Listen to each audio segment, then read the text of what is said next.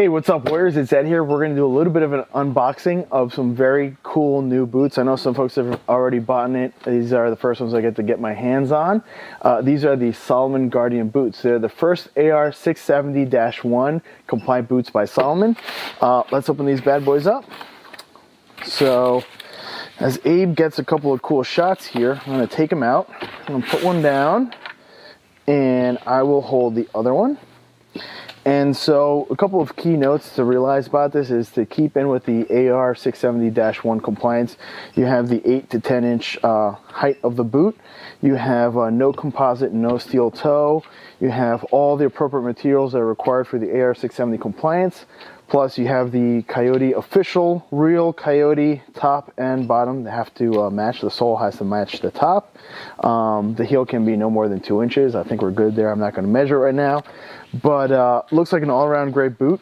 The great build and quality that we've come to expect from Salomon.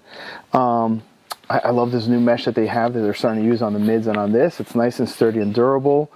We're going to get our hands on these. We're going to try them out. We're going to have some of our folks test them out. Again, if you guys have tried them out, let us know what you guys think about the Salomon Guardian. Let us know your thoughts. Like, subscribe, follow, and let your friends know about us. See you guys next time. Have a good one. Well, question for you. Okay. I'm throwing Ed off right now. All right, let's do this. Interactive.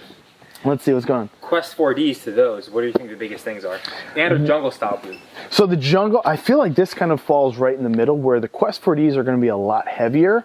Obviously, those only come in the burro and the black color. They also had the Navajo for a while, but this is the official, actual, factual Coyote color.